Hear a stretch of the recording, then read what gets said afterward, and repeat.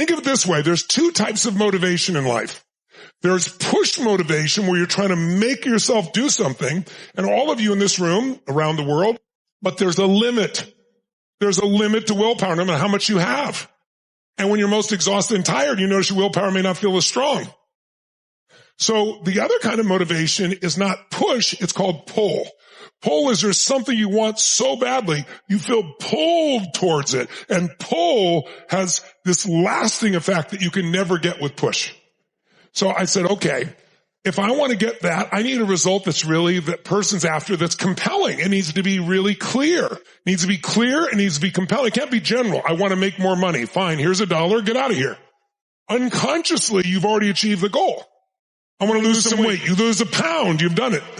So I got to get people to be much more clear on the results and make them so compelling that they're going to want to behave a different way. But what's going to actually determine your behavior? It's going to be the state you're in. So your mental, emotional state, if you're in a pissed off state, are you going to behave the same way as if you're feeling playful? Yes or no? Of course not. You know that. You could, but you won't. Because our behavior, our actions are shaped by our state. So the biggest mistake most of us make is we're trying to get ourselves to do something to get a new result, but we're not in the right state. So you see this all the time. Someone say, I know,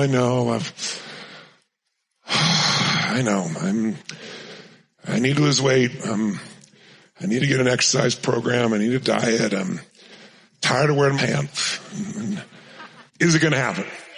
Not in a million years. Why? You know why? Because they're not in the right state.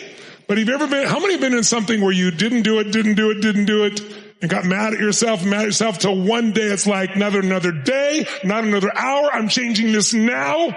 And you took massive action. What was that? That was a different state. It would have been a state of resolve. You made it what we call a threshold state. Happens in a relationship. You keep rationalizing. It'll get better. And then one day finally go, it's been painful in the past, the present, the future. I'm out of here. And it changes in an instant when it wouldn't before. Or you've been gaining weight for a while and one day finally, I'm tired of this. I'm going on a fast for the next 10 days. Nothing but water. About noon the first day, you're going, juice is good for you. 2 hours later, salad's good. By the end of the afternoon, burger and fries is not so bad, right? But here's the truth. Which is easier to do? Diet or fast? After the first day. First of all, the first day, it's mental. You think it's physical, but it's mental. Maybe the second day, worst case, 2.5 days. By day 3, what happens? What do you feel like on that third day with no food in your system? Yeah, like a massive amount of energy. None of it is tied down with this digestion. None of it is breaking us down anymore. Well, by the way, why is it easier to fast? Because there's no mental negotiation.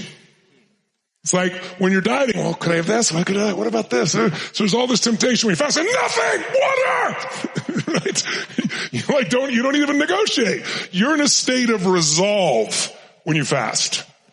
And when you're in a state of resolve, you will have radically different behaviors. And those radically different behaviors can produce radically better results. So, and we all know how to manage our state. What are the two primary ways we can manage our state? Number one, a radical change in your physiology, the way you move, the way you breathe. You got to do that with your time as well. If you're just sitting there doing these things, stressed out, you need to get up and change your state. But the other way we can do it instantly is changing our focus. Remind yourself, focus equals feeling. Whatever you focus on, you're going to feel it. Even if it's not true, you're going to feel it. So you got to make sure you're focusing on what you want, not what you don't want.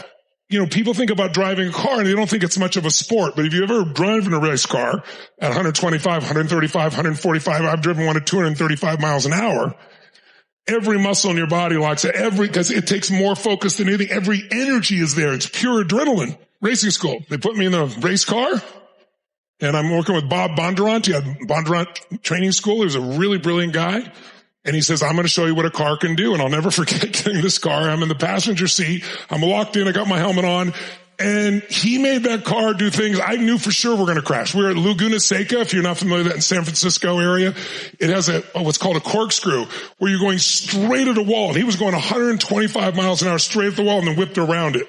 I mean, you know you're going to die. And you're going so fast and you're just barely feels like missing what's going on, just the edges of what you're going to hit. And we did the whole thing and he stopped, braked, my heart's beating out of my chest. And he looks at me and goes, and you'll be doing that in 4 days. I'm going to put you in a spin car. Hear the metaphor fresh, thinking about your time and your life. What's a spin car? Well, I'm going to have you drive the car. And as you're driving, there's 4 buttons here on my side. You're sitting there. You can see them now, but you won't be able to see them when you're driving. I said, oh yeah, I do see those. He goes, if I push any one of those 4, it picks up one of the 4 wheels. It lifts it off and will spin out of control in that direction. He goes, you see that wall? I said, yeah. He goes, if we hit it, one of 2 things happen. We damage the car and you got to pay for it, or we damage each other, which would be a much more painful and horrible experience. He goes, so you need to succeed. And yet I'm still going to push you. And I don't have a brake here and I don't have a wheel. You're in charge. He goes, so you're going to focus, but what's going to happen, I'll watch and I'll know the moment you lose concentration. And when you do that, I'm going to hit the button and we're going to spin out of control. And your job is come out of the spin. And what a great metaphor for life. So I said, what's the secret? He goes, it's so simple. Focus on where you want to go, not on what you fear. That's a simple principle. Once again, I have cognitive mastery at this point. You guys remember this? I understand, and therefore I think I know. How do I know? Because we get in the car, and for me it's a competition. I don't know about you guys, but like, he's not going to take me. I'm doing this thing, man. We get to 100, 110, 120, and like I'm focused. But does the universe ever push the button when you're ready? No. It always waits till you're not ready. That's what makes us grow. So I'm like, and you keep going, and there's like, no matter how hard you try, there's a point you'll just lose a little focus. He saw it, pushes the button, we start spinning out of control. So immediately, where does your face go? Where does everybody go? Straight at the wall. That's why, if you've ever heard about a person driving their brand new Porsche down a country road and there's like one telephone pole every quarter of a mile and they lose control and hit the pole. How in the hell do they hit the pole? Because when losing control, what do? They go, oh, I don't want to hit that. And whatever you focus on, you unconsciously steer towards. I'm going to say that again because it's for life. Whatever you focus on, you unconsciously steer towards. What do most people focus on? What they want or what they fear? What they fear. And what do people fear? Losing what they have or not getting what they want. When you start doing things right, do you instantly get rewarded? Yes or no? Not usually. There's usually something called lag time, LAG, lag time. Because you have so much momentum that even though you're doing the right thing, it doesn't correct instantly. It's like when people go, I've been on a diet for 4 days. I haven't lost any weight. Well, you've been a pig for 40 years. What do you think? And maybe we need to do this a little longer than a couple of days, right? That's what mastery is. What do we have to do? It's the repetition. Oh, it's not enough to understand it. I understood I shouldn't look at the wall.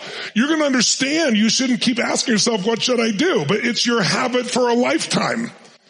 So we got to break those habits. And it's going to take repetition, just like a great athlete, to master this part of your life. And so we're going to give it a weekend, but then you want to make it a daily practice. And by the way, it's a really easy daily practice. It's mostly a weekly practice and then a little bit each day. But the bottom line is after we've done this about a dozen times, what starts to kick in finally? Because there's so much emotion while you're learning on this one, high levels of emotion, like information without emotion is barely retained. But information with a lot of emotion and repetition is absolutely retained. And so sure enough, we did it a dozen or so times, and now he pushes the button, and what do? I instantly focus on where I want to go, and I don't look back. Now, you still feel it, but keep focusing, and sure enough, it catches. And after a while, you're so rewarded for the new behavior, you not only don't have the pain, you have the pleasure. That now it's just you want to go there. There's no hesitancy, and you develop a new habit. And so now I can do the spin car and go, and then all of a sudden I could go faster, and I could do more. Because everyone, even if you're the best driver in the world, you're going to go in a spin. You know why? Somebody's car is going to break up in front of you. There's going to be an oil spot you can't see. There's going to be some debris. That's life. So our goal is not that we don't go into spin. It's not that you one day don't do this well or you drop it out.